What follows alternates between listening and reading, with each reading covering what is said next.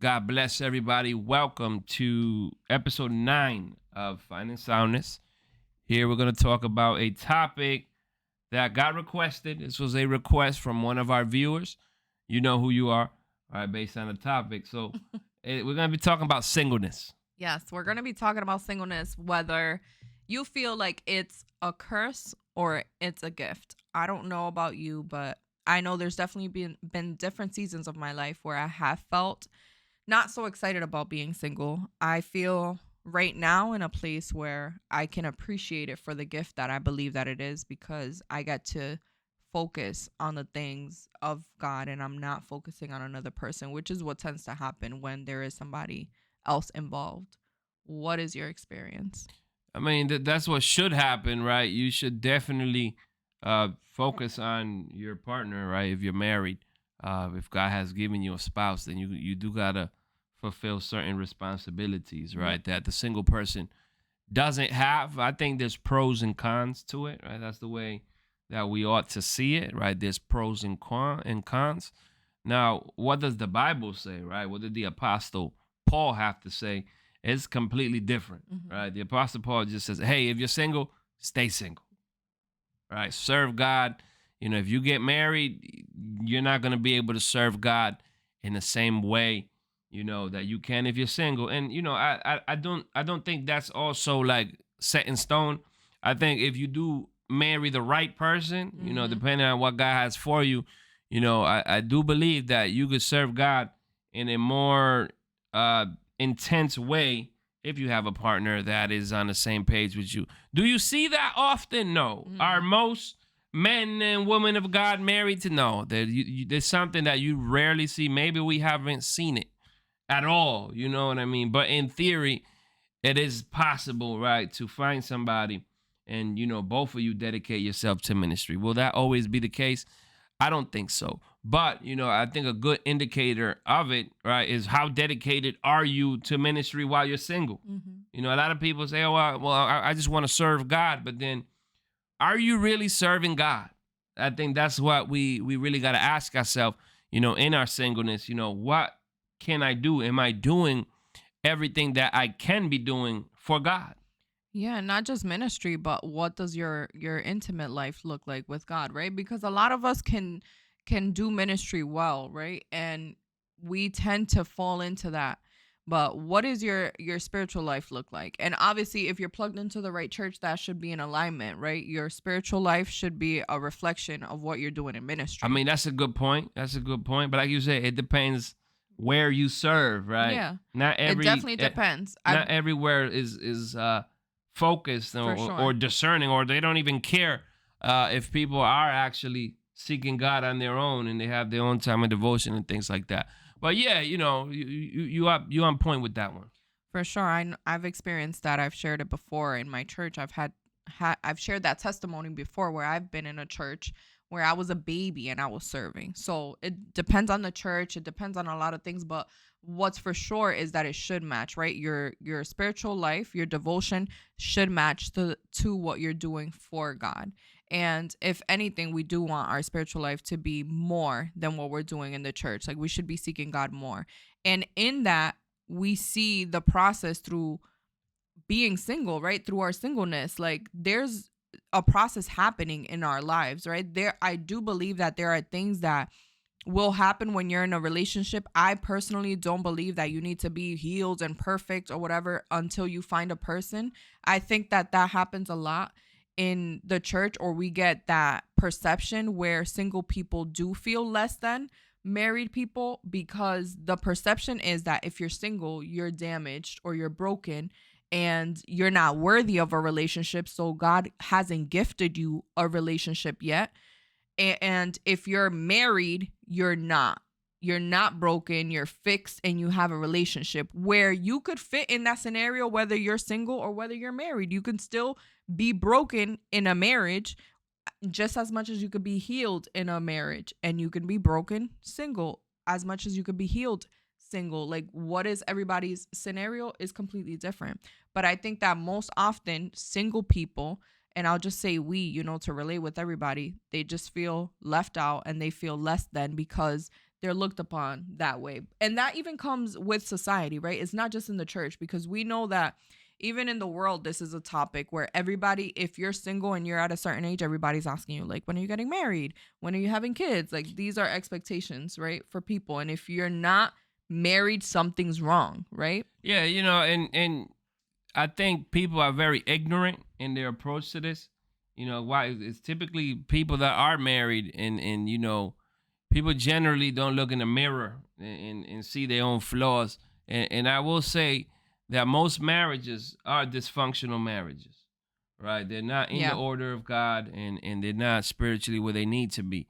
So, is marriage the end all be all? Should marriage be the goal? Because I feel Mm, like that's where people get it wrong, right? exactly. And Yep. and they romanticize not even the marriage itself. Yeah. It's like the wedding. It's all Yeah. about the wedding, The right? and the ring And the ring and the and dress. all this nonsense and Everything the that comes honeymoon, with, right? Everything that comes with yeah. with that planning of the Yep. the marriage, but they don't actually focus on the marriage dynamic, right? And it's sad because that's what people aim for.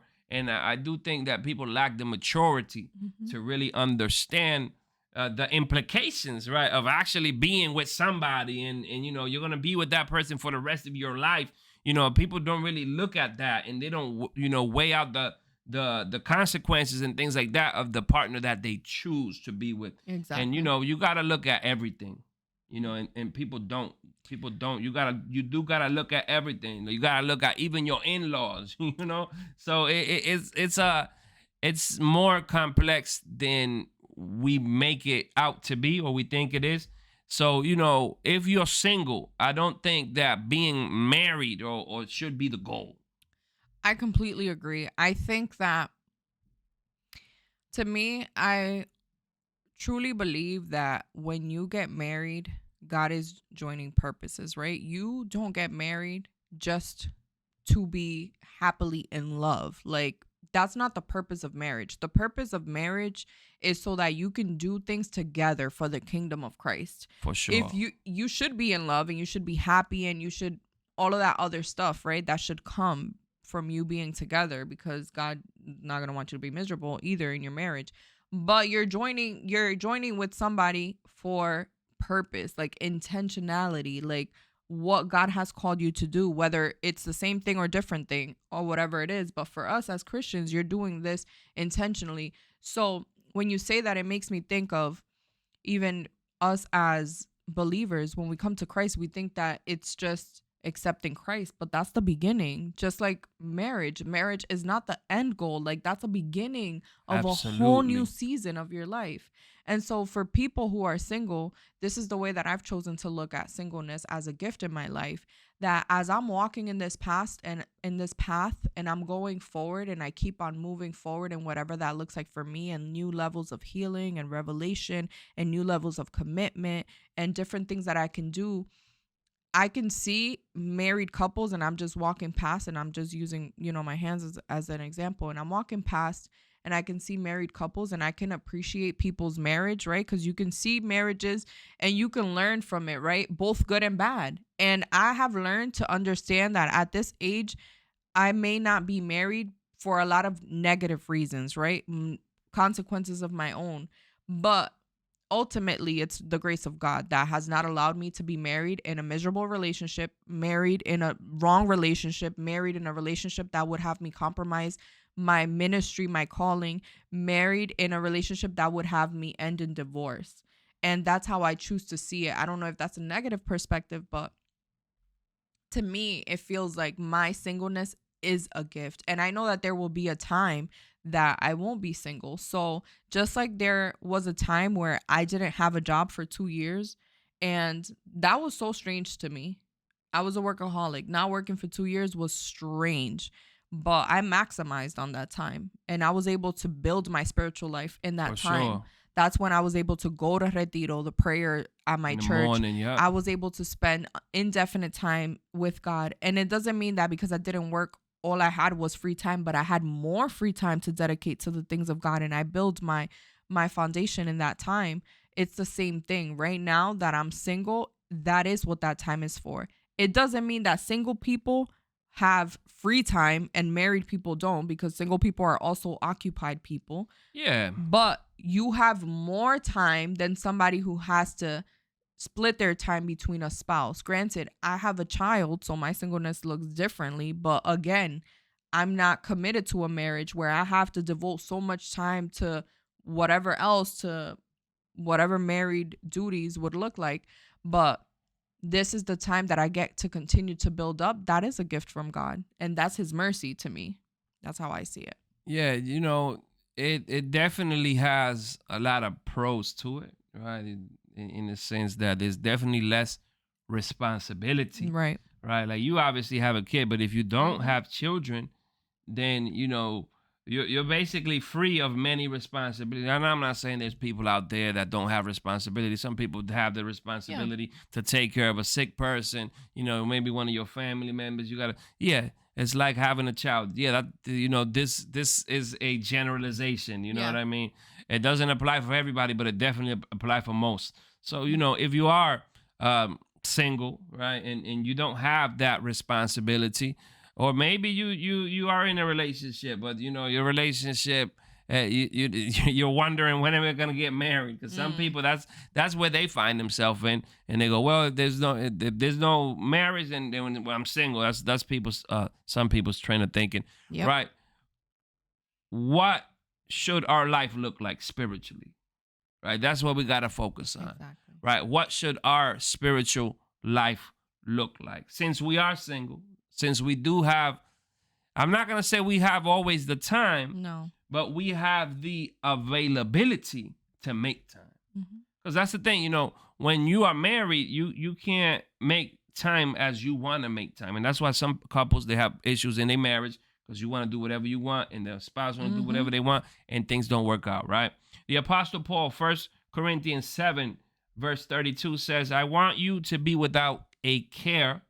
He who is unmarried cares for the things of the Lord, how he may please the Lord. But he who is married cares about the things of the world, how he may please his wife. Right? There's a difference between a wife and a single woman. The unmarried woman cares about the things of the Lord, that she may be holy both in body and in spirit. And she who is married cares about the things of the world, how she may please her husband. Right? And Paul says, I do not say this. This I say for your own profit, not that I may put a leash in you, but for what is proper, that you may serve the Lord without distraction. So, depending on who you marry, right? We hear this a lot, right? This is something that you do hear a lot, and I think it's true. I don't really, quote cliches, and I think most cliches are a bunch of nonsense, right? But I think this one is true, right? I think the most important decisions of your life, right? And it's the cliche. After, number one is like following God. Is number two is choosing who you're gonna marry. Mm-hmm. I think it's that important. And if it's that important, just because that's the person who you're gonna spend the rest of your life with, Yep. the most time with, I right? agree. In a healthy, dynamic of a wedding, or I mean a marriage, or how the marriage should look like. Mm-hmm. So, the person you're gonna marry is of great influence, not just in your own life, but to everybody that you associate yourself with, For sure. right? So, a lot of people, they end up bringing more troubles, because you choose a person, or they don't get along with your moms. Now you got a whole problem, and this and that, and you Mm-hmm. don't get along with their moms, and you don't get along with their brothers, and now you got a whole bunch of problems. But you don't care, because what other people's opinions aren't important. Mm-hmm. That's gonna be stressful. That's That's gonna be a stressful dynamic, especially when you have children and you want to do family things. That's gonna make it a mess, right? But we don't hard. think about it that way. Why? Because we don't really focus on spiritual things, because we think we're spiritual when in reality we're not that spiritual, right? Who you marry is going to determine many things, including ministry. Yeah. It's just how it is. And I heard a reel from a podcast that I shared with you, and it reminds me of that we can hear for most of us, right? Because when we're single, I feel like the majority of us, when we're single, the focus is not our pursuit of God, right? And some of us, you put yourself wherever you belong, but we're waiting. It's like we're in the waiting room to get doing married. doing nothing, Doing nothing, just just waiting. Like, when they're waiting. gonna call me? When they're gonna call me? When they're gonna call me? Is it my turn yet? That's literally how most of us behave. And I say that because I've been there before and I felt like that before. And we focus, right? I remember even, and this was like at the beginning, I remember hearing so many things, right? You come to Christ and there's so many, like, what's the word? There's so many, Cliches, not no, cliches. there's so many, like, Advice. nope. There's so there's so many strategies that people want to give you and say, like, Strategies. this is going to be the way that it works, right?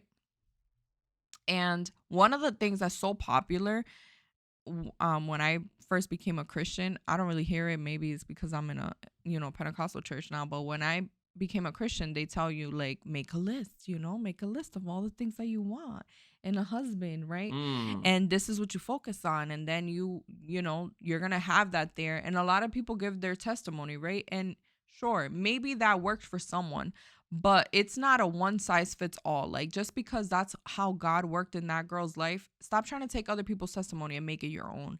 And Facts. this woman in the reel that I sent you was saying, we hear God telling us this is your spouse, but you can't hear God telling you need to pray. Mm-hmm. And that's exactly how it is, because the majority of the time we're not focused on what we need to focus on. And if you are, then obviously this doesn't apply.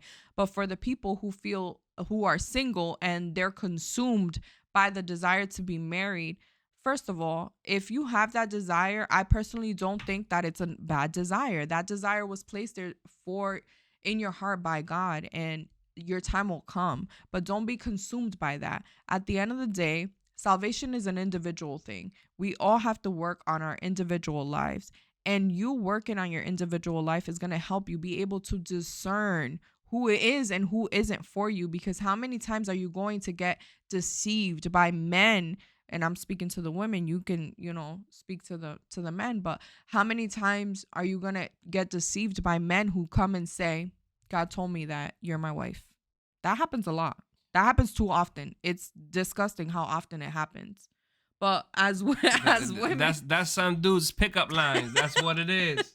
It's a pickup line at this point. But if you're in a place where you haven't built yourself up spiritually, you're gonna go with the first man that says God told him that you're his spouse, because you were waiting for it. If he's your type or whatever. Yeah, and you're gonna get deceived, you're gonna get derailed, and God knows, and yeah, he can turn things into greatness, but I don't know. I don't want that crazy testimony. I want to wait my time. Yeah, then that's the problem. We're also chasing the testimony. Yeah. We're chasing a crazy testimony that is a 1 out of 1,000. And I feel that most of those testimonies, they're not telling you everything. They trying to help God, with adding some stuff. You know what I mean? They South Baying some little things on there, that they shouldn't be adding.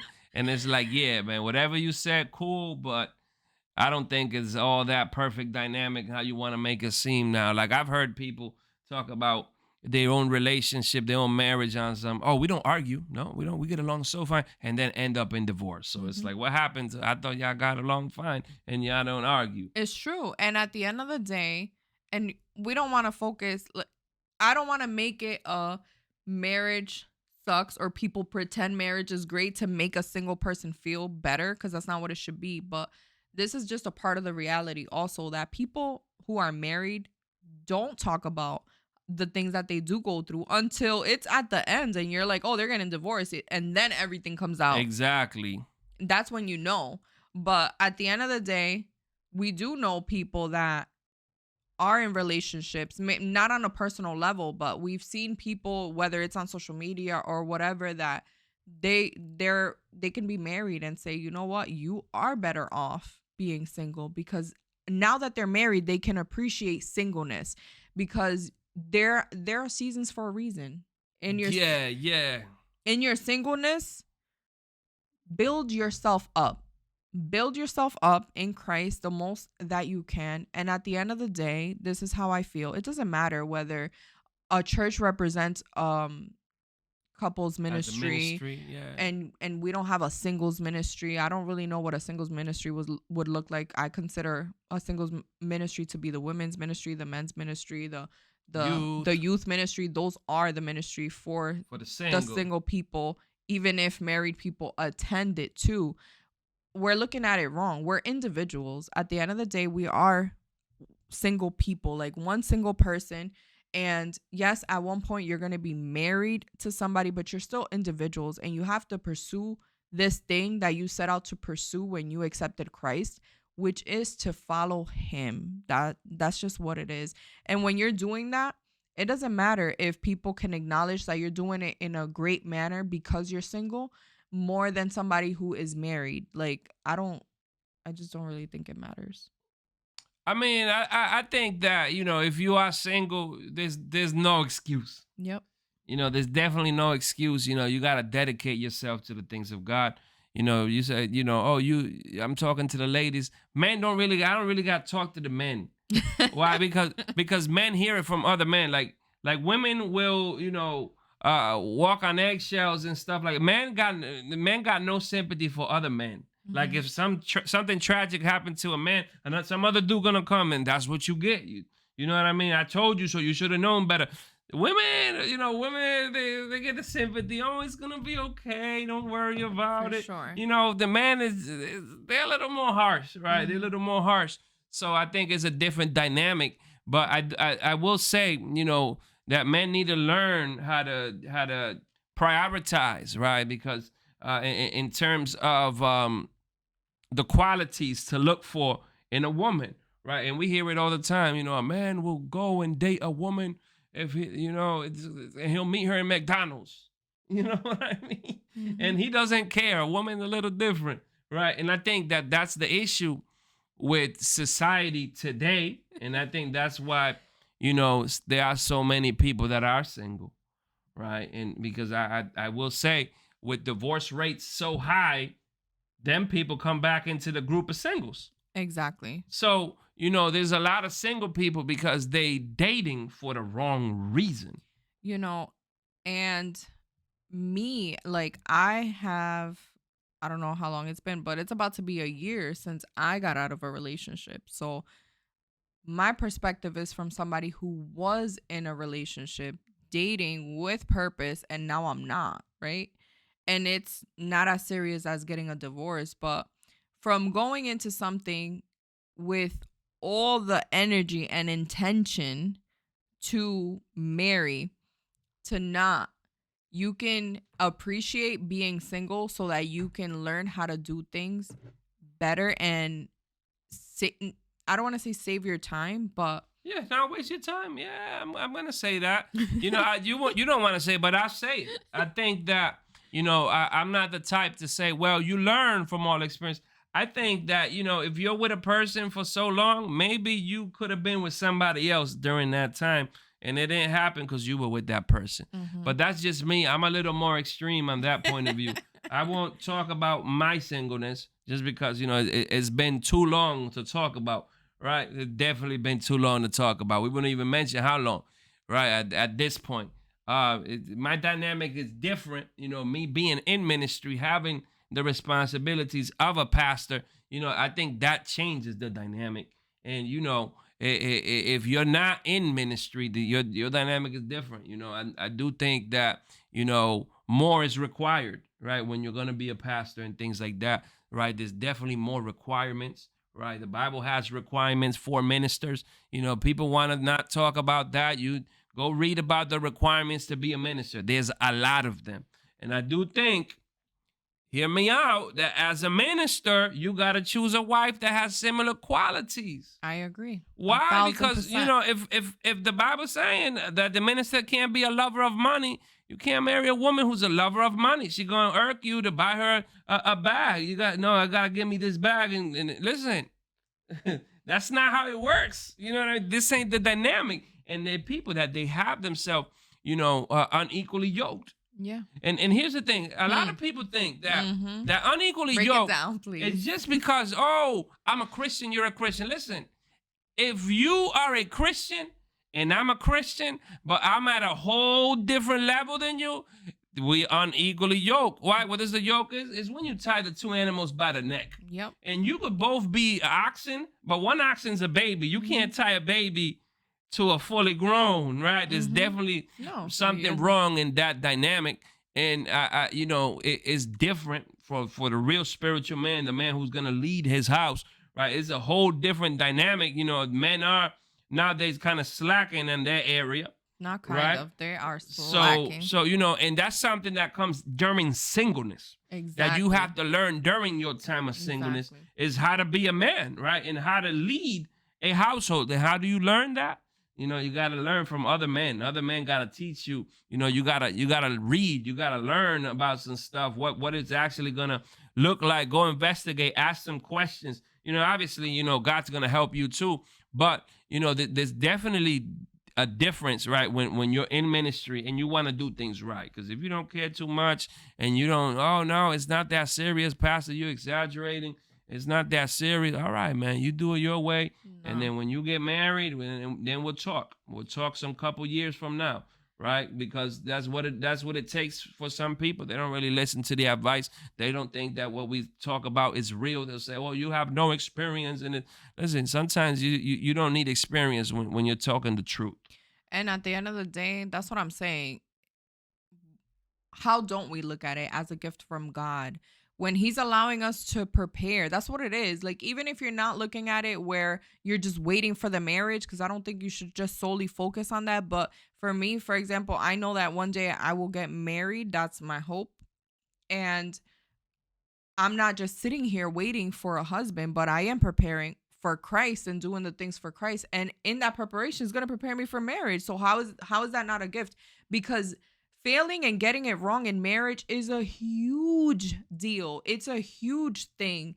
Whereas you said, if you're a minister and you chose somebody who is not equally yoked, that affects your ministry, your church, your congregation. I don't know how that doesn't affect your spiritual life. And not just that, but it also affects your marriage. Yeah. You know what I mean? It affects your marriage. Well, this is my opinion. I think that some people are happily married because they compromise everything that has to do spiritual. There it is. They compromise. So it doesn't affect their marriage because they have chosen to just prioritize the marriage. I was going to say downgrade, but they prioritize the marriage over God. Yeah. Because that's what it is. And everything else goes, by the way. Because that's what it is. And then they go, well, the first ministry is the house. Yep. All right. What are you doing in the ministry? Right? Are you equipping the saints? Yeah. Are you discipling your children and your wife to be ministers? Are you leading them home in the path of righteousness to Christ to be men and women of God? Oh no, you're just avoiding trouble at your home. See, that's the problem, right? Well, that's what the Bible said, that Christ did not come to bring peace. He came to bring the sword, right? That a man may come against his father and all this stuff. Listen, when you decide for Christ and you're with the wrong person, you're gonna have conflict in your marriage, and you need to have that conflict because it's telling you that there's a problem. So people compromise to avoid conflict. And when you compromise, you're basically giving up. Yeah, you're giving up. Yeah. I'm like, God is calling me to serve, but I can't serve too much because I got this, that my spouse don't like it. Yeah. And some people they wanna comfort themselves. They want to console themselves. It's okay. God understands. God called you for something and you are not fulfilling your calling. It is what it is. And that being said, there's a season and a time for everything. So only time will tell whether or not, right, something is of God. Because there's a season for everything, right? There's a season of preparation. So I believe that we need to prepare ourselves in our singleness. Yeah. Sometimes you come to God, you don't got the chance. You was already with somebody, that's it. Exactly. And I say this to my youth all the time. If having the choice, why wouldn't we want to do it right? Start fresh? Because we can see the testimonies of so many women who follow Christ and their husbands do not know Christ, and the struggle that they have to go through and the process and how it even affects them serving. Like, it's just a whole different dynamic, and God can glorify himself, and we're believing that those men are going to come to the feet of Christ and all of that good stuff. But why would I choose that testimony over You just did it waiting? right. Absolutely. And God brought No. you the person that was the one. I Yes, don't want to it's see the different. glory of God in my life bringing my unbelieving husband to the feet of the Father when I could choose a man of God the right way the first time. Avoiding trials and tribulations, Yeah, right? why would we why I don't find that appealing to me at all. But there's some people who are like, "Oh, God did it. He can do it. God can do it." And he can do it, but why would you choose that for I think yourself? that's the problem. I think that's the problem, right? You know, that we want to put ourselves in the oven of fire without them casting us in there. Yeah. Because, God saved Daniel's friends from the oven of fire. If- Yeah, they threw them there because they would not bow down and worship the idol of the king. yeah.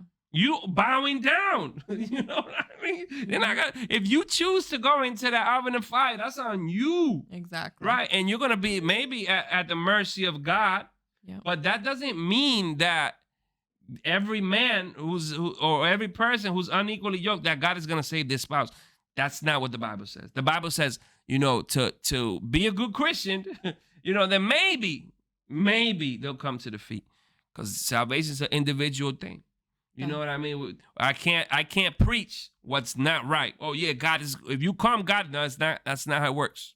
That's not what statistics say, right? Statistics say that it's like a 3%, right? Compared to when a man is different, right? If a man comes and he's what is a little different because that's coming from people that are already together who come to Christ. Right. If you are a Christian, there is no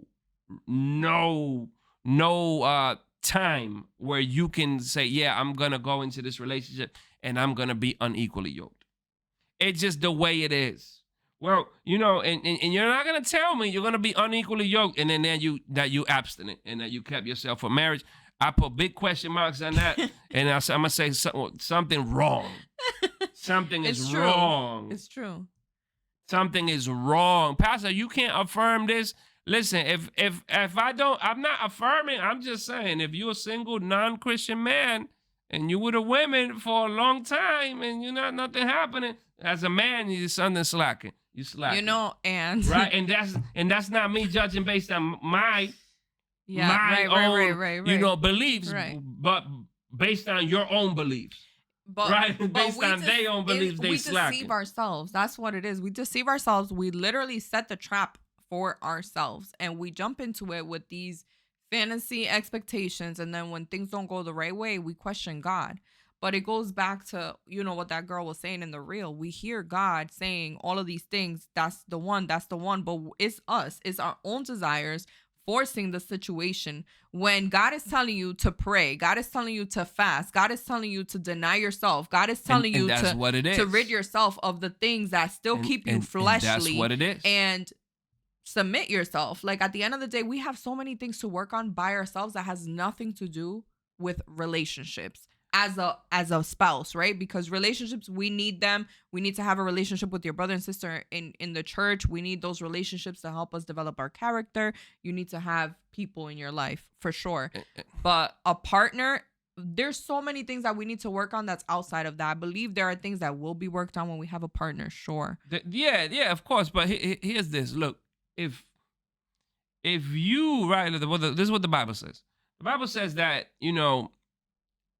if you are burning with passion, that you should get married, because it's better to get married than to burn, right? And every man should have his wife, and every woman should have her husband, to avoid falling into sexual immorality. That's what the Bible says, right? That's what the apostle says, Apostle Paul. Now, here's my thing. If you have sexual addiction as a single person, it's not going to change when you get married. It's not going to change when you get married. So if you're struggling with sexual sin as a single person, marriage is not the answer. Mm-hmm. Marriage is not the answer, because you're struggling with sin, and you're going to bring that sin into marriage. Mm-hmm. And that's what a lot of people they struggle with, right? When you go, you It's true. addict, a man is or a woman is addicted to, for example, pornography. You get married, and now they still go watch pornography, Mm-hmm. even in your marriage. And then Mm-hmm. some people they watch it together, Mm-hmm. and some nonsense and stuff like that. So if you struggle with a sexual sin in your singleness, you're gonna bring that into your marriage dynamic, and it's gonna bring trouble. Because that's the thing, sin always brings problems. And some people say, I don't see nothing wrong with that. That's the problem. You don't see anything wrong with what's wrong. That's the problem. Exactly. Right? Well, I don't see nothing wrong with it. All right, you do you then. This ain't for you then. Exactly. Right? If you don't see nothing wrong with it, I cannot convince you that there's going to be some. You can look at statistics. Statistics are not going to convince you. Psychologists are not going to convince you. Experts are not going to convince you. Then you do you. You're the world's leading expert, right? Plus, you do you. Plus, our content, it has never been to one size fits all. So it doesn't fit all. But I do believe that whatever you struggle with in your singleness, you bring that into your marriage. Yeah, for sure. And I think that from the woman perspective, coming from a person who I have been in the world, I have a son, and he was 6, right? When I came to Christ, my son was 6. And so for women out there, how much more would you value a man who can wait till marriage and respect that? Not just respect you, but himself. Make that vow to God for himself. It's not, he shouldn't be doing that for you. It's between him and God. That's a promise, and that's a conviction that he should have between him and God, so that he can do that. And then, like you said, because these are things that I think of, if a man can wait till marriage and keep himself as a Christian and as a believer, those are our beliefs, then I'm not gonna have insecurities that he may or may not cheat. That doesn't exempt him from that, but I'm saying that it lowers these thoughts and insecurities that women often have, because men have cheated in the past, because men are sexual beings, because all of these things that you experience in the world, and all of these things, when this man has self-control and has kept himself for a purpose that is it's higher than marriage, which is to honor God. That's what it is. Like, at the end of the day, it's not for ourselves that we do it, because it's not what we want to do.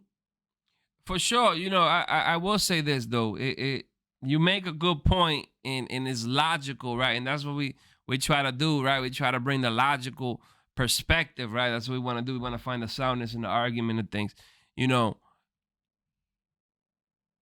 Trust issues is a big one. There's a lot of women that don't trust men. Yeah. Even if that man has waited and is saving himself for marriage, there's women that are going to come with their trust issues, and they're not going to believe you. They're going to come with their trust issues. So, these are the things we got to work on in our singleness. Because I tell you something, these are some of the things that keep us single. Right? Talking about the people that, that you want to get married, and marriage is your goal, and you stress it so much, then what are you doing for that? There's something to talk about, right? Unless you're waiting on God, because some people, they're not waiting on God, right? And they still find themselves in a position that they don't want to be there. So what are you doing in your singleness that's going to help you obtain a marriage? Right? Whether it's walking in your purpose so that you can unite to the person that God is going to unite you with, right? Because we're talking about God unites purpose. Yeah. If you're not in your purpose, God is not going to unite you to somebody that's in their purpose. But the people, I'm sorry to say this, but the people who are not in their purpose always want the people. The person that's there. They want to shoot. Hey, they shoot their shot. They want a good thing, right? The Bible says you want to be a pastor, you desire a good thing, But these are the requirements, right? You want to get with a pastor, you might desire a good thing. You want to get with a woman of God, you desire a good thing, right? Even worldly men, they go, yeah, I want a Christian woman, right? With Christian values. If you don't got the same values, though, you shooting wrong. You shooting in the wrong hoop. You know and what I mean? Listen, I need to add to this, because I feel like often for single topics and podcasts and conversations, what we hear is, you know how we're talking about getting prepared and doing all these things? I intentionally don't bring up any kind of like secular preparation because I feel like everybody's different and God knows who he puts together, right? Yeah, there are things you should learn, and that's between you and whoever God is bringing you with, whoever you're going to choose. But I feel like people do focus on the checklist, like, Oh, absolutely. let me get my credit score right. Let me get my finances. These are all good things, right? Let me get my finances right. Let me learn how to cook. Let me learn how to iron. Let me learn how to, I don't know what else. I mean, cooking and ironing, they're not in the same, Listen, as good credit. but I'm saying these are things that single people or single women, I'll say, are like, oh, I'm not married because I don't do these things. So let me prepare myself to do these things. And sure, you should do these things, but that doesn't guarantee that when you're done, you're going to get a spouse, which is what people think, like the easy, quick steps on how to get married. If you meet all these requirements, you're going to find a spouse. No. Listen, here's what I think. I think that at a given point in everybody's life, they had a person. I think this applies more to women than men, right? You had a good man around and you didn't want him. That's just what it is. You had a good man around and that's not the man you wanted. I think that when you want a certain person, I think that you throw yourself off from actually wanting what God wants. So you got to be willing to deny yourself even when choosing a spouse, and you got to get with whoever God wants you to get with. You know what I mean? But just make sure it's God talking and not this phony prophet that come and say, this is your spouse. Right, you got to be careful with that nonsense, right? Especially when it's people that don't even align with your path or your purpose, right? Exactly. Don't fool yourself. But I do feel like there's a lot of people that they have these requirements that they are way too high for who they are. For who they are. You want a man that's 6 feet, who's great, who makes $100K a year, I don't care. And you working at Macy's at retail, and you working at McDonald's. But I'm tall, so yeah. But that's not my point. Your dad ain't raised you in Beverly Hills for you to be like, no, I come from Beverly Hills. I need a man that come from Beverly Hills too. Unless that's you and that's your background, I think we make unrealistic demands. You know what I mean? I agree with that. The problem is, though, Jose. The problem is, because this is me and you get into it with this topic. Because it's the truth. How many men are these men? I get it, but in the age group. Listen, the problem is when we go to the other extreme and you think, like, I have thought, I don't need a guy who makes all of this money, and I don't need a guy who is this tall. Do I want a guy who makes money? Sure. Do I want a guy who is tall? Sure. Do I want a guy who can provide for me in the most obvious ways? For sure. Right? For sure. But then you go on the other extreme and you're like, okay, I got to humble myself and let me not pursue that kind of person. And you can't go on extremes neither. The point is, you need to wait and seek for God. And if you are building yourself up and you're looking for the signs and you're looking for advice and you're waiting, because you need to wait even when you find the one, you don't make a mistake, because all of that stuff doesn't matter. God can give you a tall guy that has money or a short guy that has money. It doesn't matter. All of that stuff doesn't matter. And that's why I said, he can give you a man that don't have money and he works hard, at Walmart, but he treat you right. You know what I'm saying? And he's short or whatever. Or maybe he's not the best looking dude, but are you the Victoria's Secret model? I'm 5'6.5". Because that's my thing, right? Are you that Victoria's Secret model? Right. That man you want can obtain. Yes. That's the problem. You're saying that our standards don't match with ourselves. And I get it. Even spiritually. Right? Even spiritually. And especially spiritually. Mm-hmm. Right? And that's the problem, where we deny ourselves something good because we on that, I don't want to settle. There's nothing wrong with settling. There's a lot of people, I don't want to settle. And you're going to be single for 8 years because you didn't settle for that one good man that God placed in your heart, and you liked him and he liked you, and maybe y'all loved each other, but that's not what you was looking for. And that's the problem.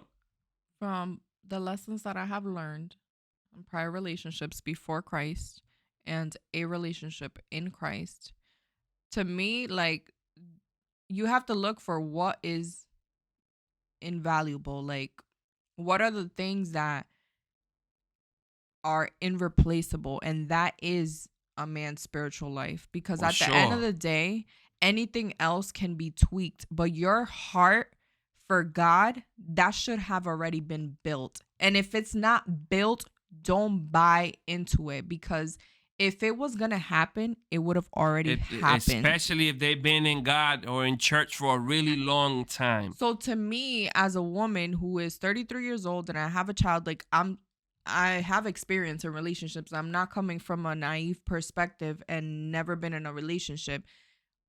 For women, that's where we need to be when you're looking at the spiritual At the aspects. spiritual That you're aspect. like, I know that this man values the things of God and is in pursuit of God, and that comes before anything else.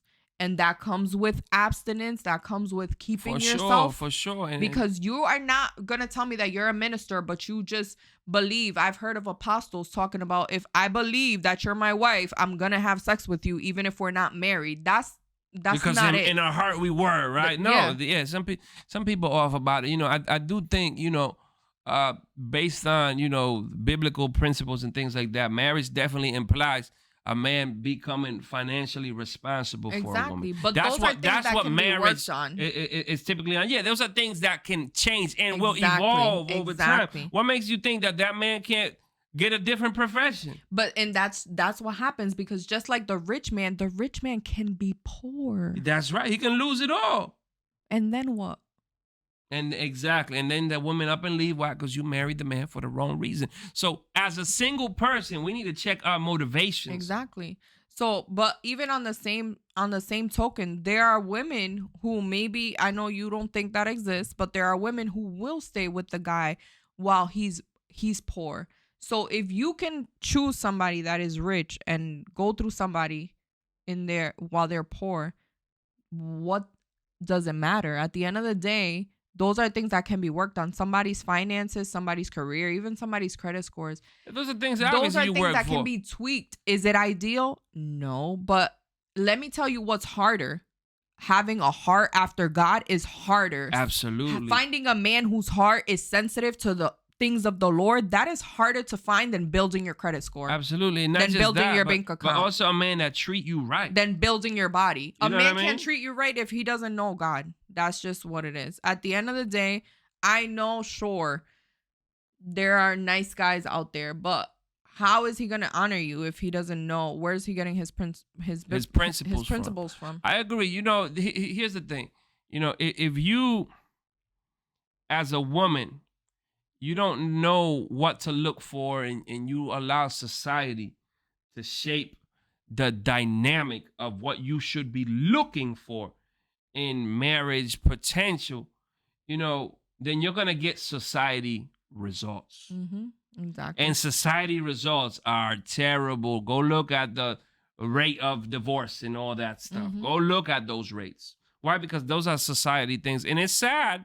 Oh, no, but it's the same in the church. Absolutely, it's the same in the church, because not everybody in the church is a real follower of Christ. Exactly. Not everybody that identifies as a Christian, because nowadays you could identify as whatever you want to identify yourself as. It doesn't mean that you are what you identify yourself as. Amen. So, not everybody in the church is a Christian. And that's something that we need to be careful. And that's not why I say, that's what Jesus said in the Bible, right? Not everybody who calls me Lord, the Lord, will enter the kingdom of God. That's just what it is.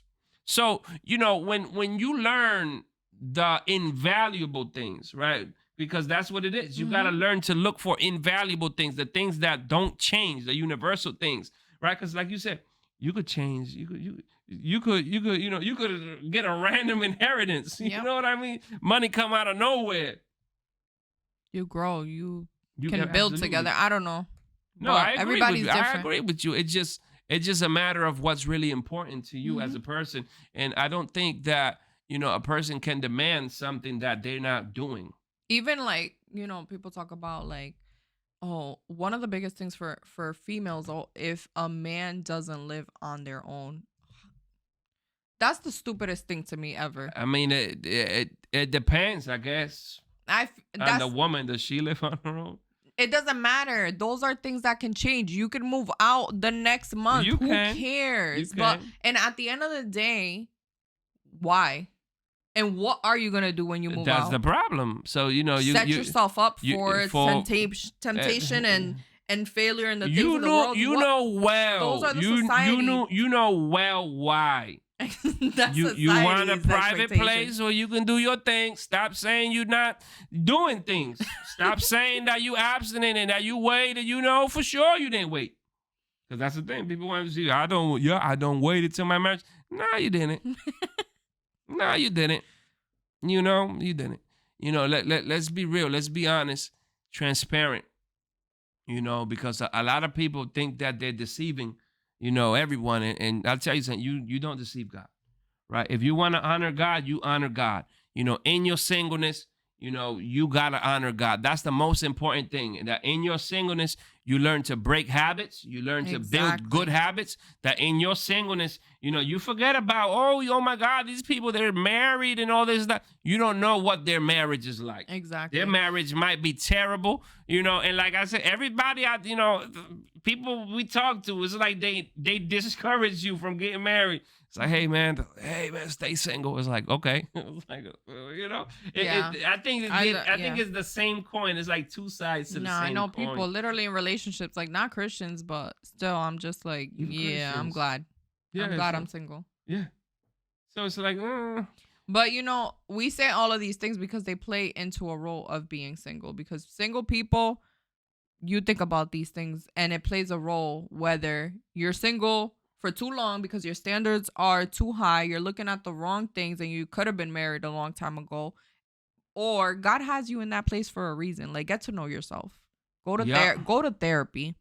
Get to know yourself and heal. I am a true believer that there are things that you will not know until you are in that relationship with the opposite sex, and it's going to come out. It's just part of it. But there are things that you can work on. And you need to work on, and that's what it is. At that moment, take accountability. You're not perfect. I'm not perfect. Nobody's perfect. When you hop off that high horse and you get off that cloud of thinking that it's always the other person's fault and you got no flaws and I'm single because other people aren't good enough for me, you got to check yourself. Now it's a little different. Like I say, then why you single, pastor? I got ministry. Ministry is a whole different beast. If you ain't never been in ministry, don't criticize. If you ain't never been in a pastoral position, you can't really talk. So because I'm sure a lot of pastors that are married will back up the things I say, and they'll say, hey man, I wish I would have had a more supportive person in the ministry. If they love the ministry that God has placed them in, if they love serving God, because at the end of the day, that's what we are called to do, to serve God, to gain souls for Christ, to disciple, others, to bring others to the truth of Jesus.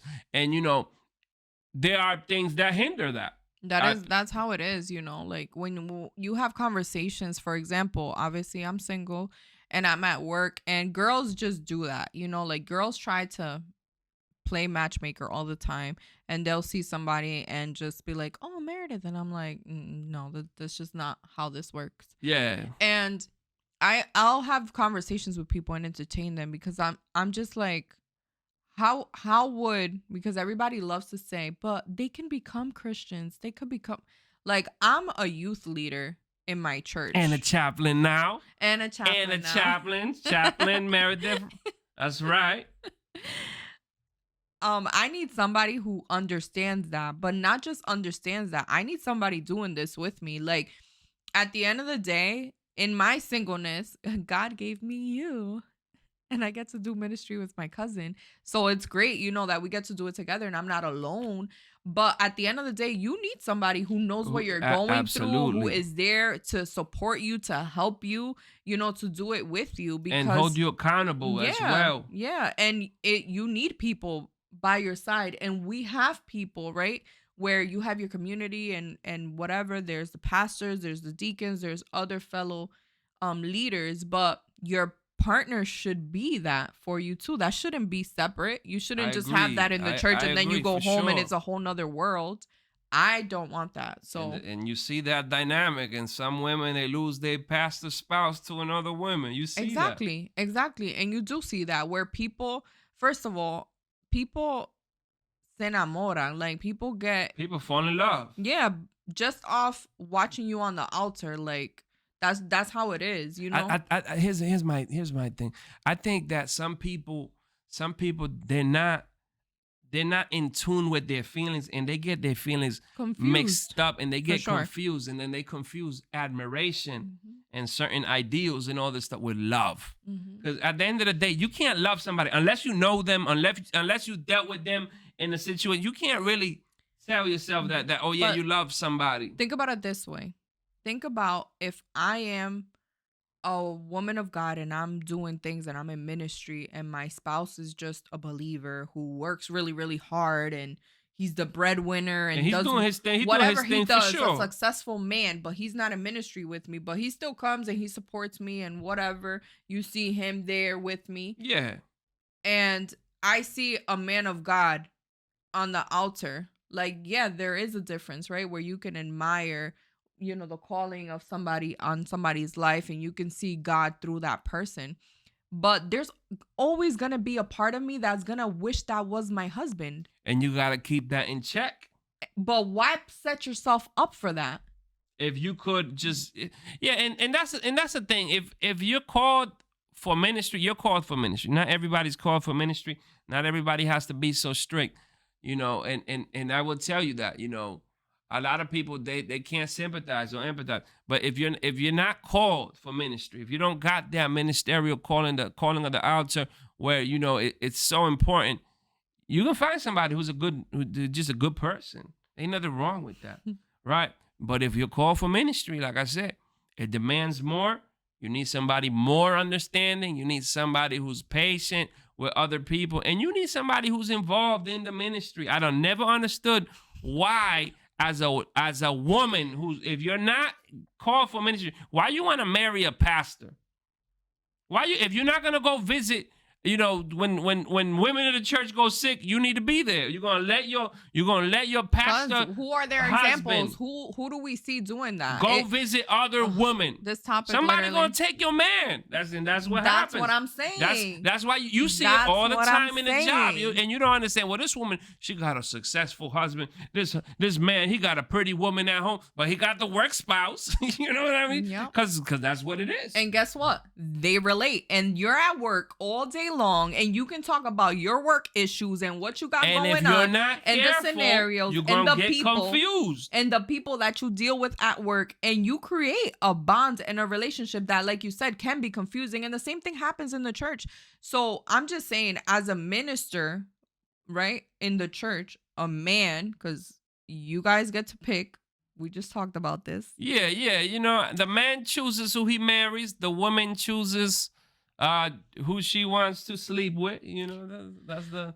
We're not gonna go there. So as Christians, the dynamic a little different, but I Right. guess, you know, as a woman, you still choose who you date, because you got men after you. Right. You choose who you're going to accept, for sure. You don't accept anybody, I hope. But We hope. yeah, but I'm saying that why would you put yourself in the scenario where just because you found somebody, like, you can be compatible with so many people and it doesn't mean that that's the person. The problem. People think that attraction and even chemistry Mhm. is what makes it a thing. You could have chemistry with the most toxic people, Mhm. and then you're gonna suffer. Yeah. But you got great chemistry, and so then back you know, go ahead.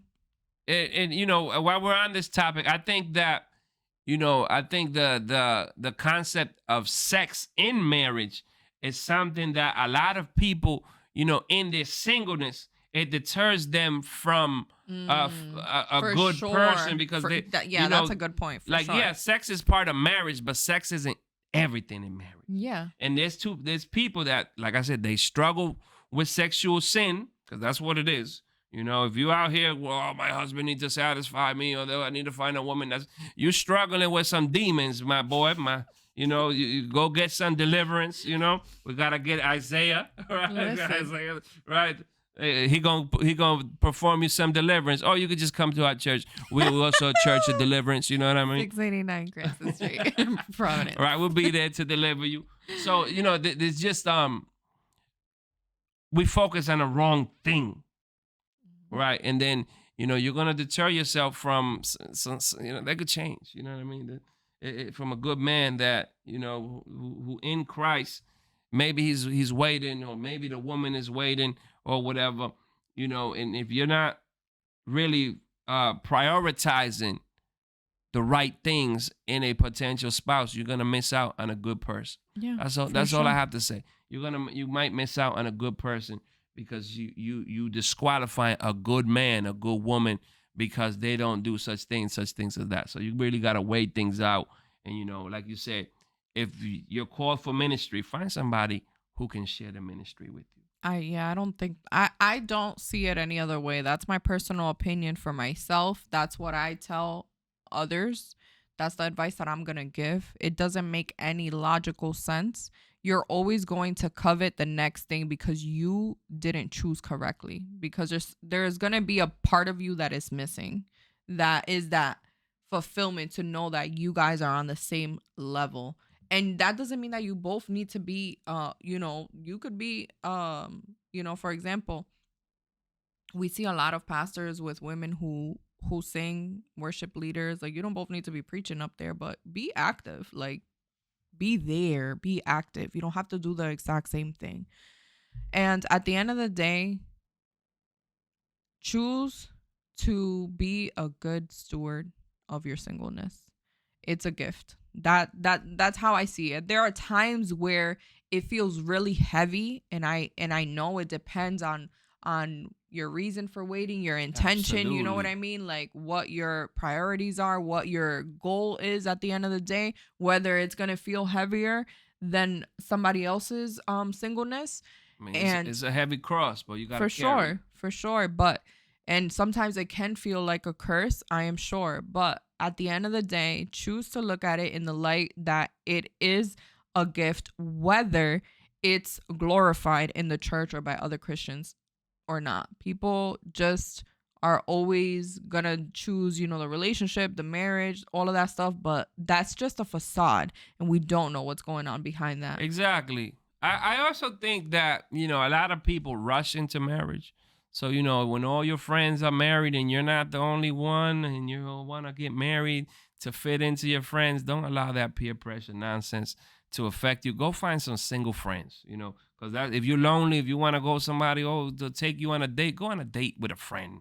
Go get some ice cream with your friend. You know what I mean? Or go in Yeah. a group or something, right? Because I do think, and it's something that's coming up now, obviously toward the end of the episode. But loneliness plays a big factor It does. into it, and there's a lot of people that they want to not be single to avoid loneliness. And I'll tell you something: you could be married and still feel lonely. Mm-hmm. So marriage isn't always the solution, right? And sometimes we just want to look at something and say, if I was married, yeah, things would be different.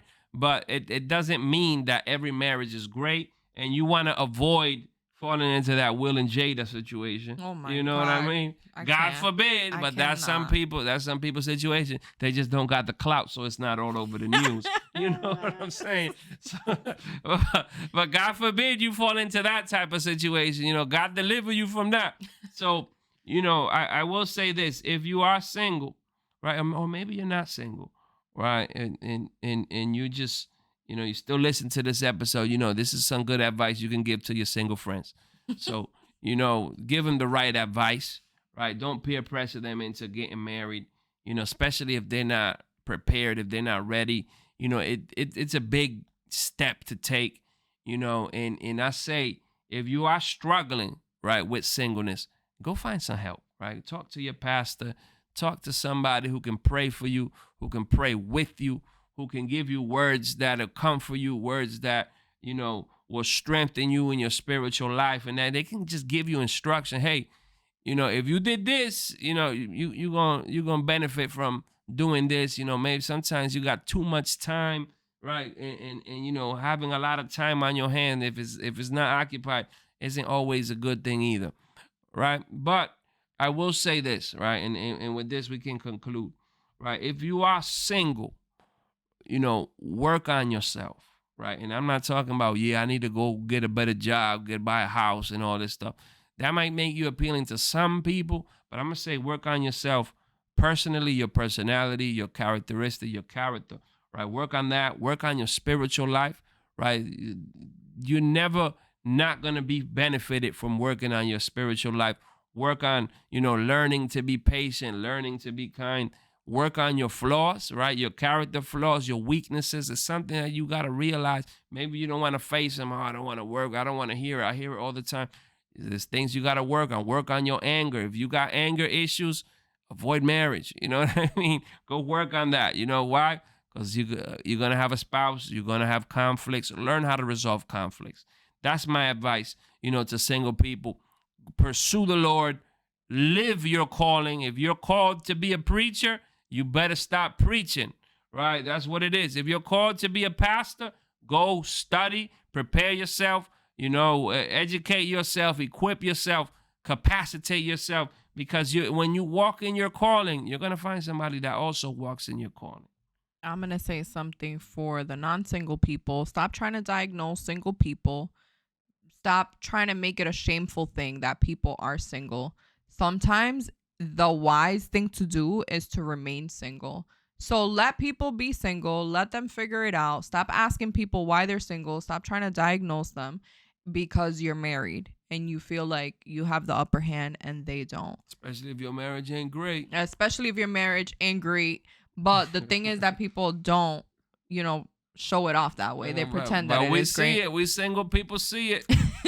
But let single people be single people, and single people be single and be happy that it is a gift of God, that He has His grace upon you. The best relationship that we can have is the one that we cultivate with Christ. So do that to the fullest and enjoy that. And the time will come, and if it comes for marriage or another season, then you'll enjoy that then. But in the meantime, don't feel ashamed because you're single. Check yourself if you have things to do, to change, to address, like we've said. But stop shaming the single people and stop asking them when they're going to get married. I think that, that's a great advice. Leave single people alone. And single people, dedicate yourself to God in your singleness. God bless everybody. God bless you guys.